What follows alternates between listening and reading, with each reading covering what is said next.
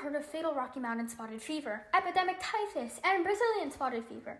Or the common misconception that ticks only affect animals beside humans, yet in highly populated regions with less than ideal medical accessibility, antibiotic-resistant adapting bacteria that have upwards to 60% mortality rate on its host are affecting species beyond capybaras. They are affecting people. The bacteria behind it all, in its taxonomic name rickettsii, is characterized by its distinct cocobacilli-like structure, meaning it has an oval and rod-like shape. Additionally, as a unicellular gram-negative bacterium, our rickettsii has three protective layers. A cell wall is sandwiched in between two plasma membranes, the outer layer and the cytoplasmic membrane.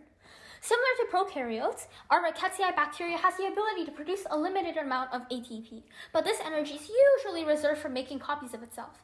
Instead, the bacteria mostly relies on the host cell for ATP and NAD for most metabolic functions. Ranging from 0.7 to 2 micrometers, our rickettsii has 6 basic organelles: glycocalyx, cytoplasmic membrane, cell wall, cytosol, ribosomes, and a circular chromosome. All protective layers, particularly the innermost cytoplasmic membrane, enclose and protect the genetic material within our rickettsii, but specifically glycocalyx is a slime layer that acts as the outermost selectively permeable membrane. The cell wall, made of peptidoglycan carbohydrates, protects our rickettsii from environmental stress, maintaining homeostasis. Cytosol is similar to eukaryotic cells' cytoplasm and is helpful to maintain structure during cell replication. Ribosomes synthesize the proteins that keep a bacteria viable, which according to research by Kumar and Ghosh in 2019 means an intact cell membrane, metabolic activity, and reproducibility. Finally, the circular chromosome contains all our rickettsii's genetic material and allows the bacteria to duplicate more efficiently because there are no open ends. But how does our rickettsia duplicate and harm biodiversity? Our rickettsii cells asexually reproduce through the process of binary fission, which, similar to the concept of mitosis, is a division in half to produce two daughter bacteria cells. First, the chromosomal loop in the genetic material duplicates. The duplicate moves to the opposite side of the cell, but then now on opposite ends, the cell elongates, and eventually cytokinesis causes a cleavage furrow to form as the daughter cells prepare to split.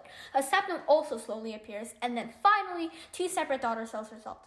However, our rickettsii is particularly detrimental to animal species as it targets endothelial cells, which is the lining of heart and blood vessels. Upon being infected through feces exposure containing the bacteria or directly being bitten by a tick, it takes 8 hours for replication to begin occurring. It first enters the cell through induced phagocytosis, which exploits the host cell's defense mechanism against bacteria and results in being given direct intracellular entry. Toward the end of its first invasion cycle, 6 to 10 rickettsii daughter cells are produced before the host cell necrotizes, or for them to travel to neighboring host cells by bypassing membranes. Chamberlain 2018 records that death is therefore caused by damage done to endothelial cells, overall causing a leakage of plasma, decreased blood volume, and/or shock and inflammation to the animal.